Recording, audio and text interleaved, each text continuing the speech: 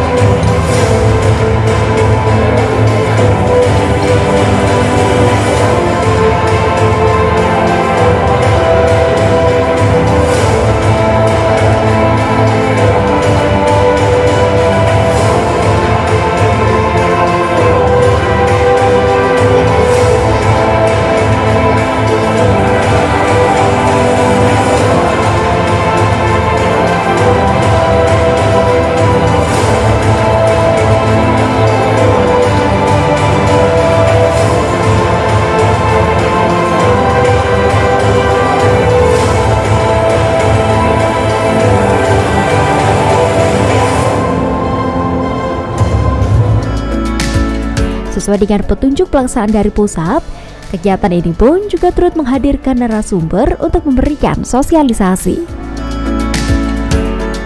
Coba mengakomodir secara tingkat BPP sampai dengan tingkat desa bagaimana kondisi hamparan sawah yang ada di masing-masing desa.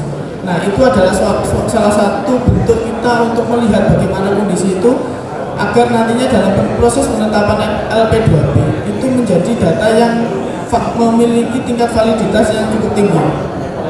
Jadi perbedaannya adalah dalam proses penetapan LSD lahan sawah yang dilindungi itu adalah top down dari pemerintah pusat yang langsung menjadi peraturan ke tingkat daerah. Tapi dalam proses penetapan LP2B ini kita coba mengakomodir seluruh kepentingan. Sebenarnya untuk seluruh kepentingan yang dimaksud di sini adalah kita nggak cuma ngomong tentang kepentingan lahan pertanian, tapi kita juga coba mengacu pada kepentingan penataan ruang. Jadi bagaimana penataan ruang seperti itu, tapi kita juga akan melihat secara khusus kondisi lahan itu. Nah, kondisi lahan itu kita menggalinya ya dari BPP. Misal kita di hamparan itu memiliki sawah irigasi yang premium.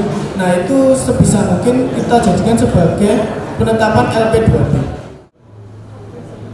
Ini memang kita harus tahu seberapa luas area pertanian kita ini sesuai dengan peruntukannya.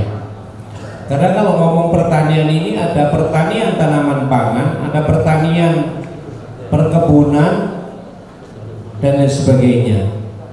Jadi di samping memang kita harus memetakan luasannya, tapi kita juga harus memetakan potensi sesuai dengan kearifan lokal.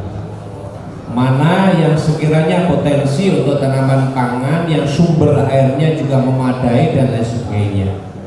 Ini gunanya bukan hanya sekedar luasannya, tetapi untuk program berikutnya kira-kira sarana apa yang harus kita penuhi di situ. Karena ketika kita mencanangkan ini sebagai lahan pertanian berkelanjutan, menurut hemat saya berikutnya pemerintah daerah harus mendukung fasilitas yang lain berupa sarana dan prasarana.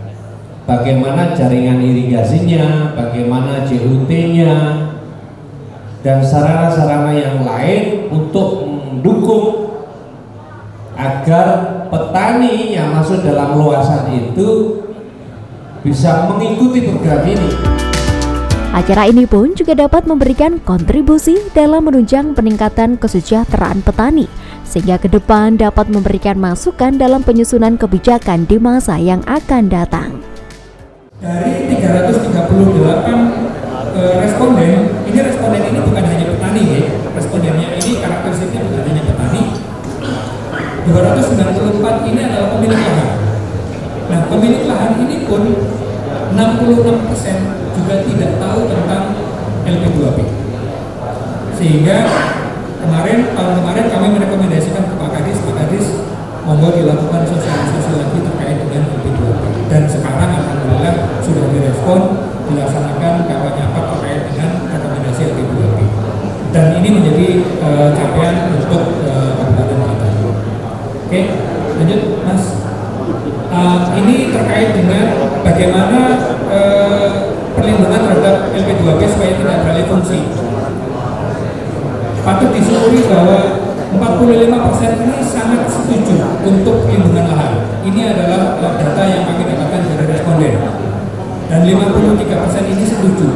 Jadi hampir lebih dari 95% mereka setuju untuk melakukan perlindungan lahan pertanian. Ini di Kabupaten Blitar. Lanjut Mas. Nah, dari 338 responden, 114 ini adalah menyatakan bahwa 54 responden yang mengetahui LP2P. Jadi dari yang tahu LP2P, mereka ini benar-benar yakin bahwa lahan pertanian harus dilindungi. Ini memang suatu program strategis dari Kementerian Pertanian atau secara nasional ya.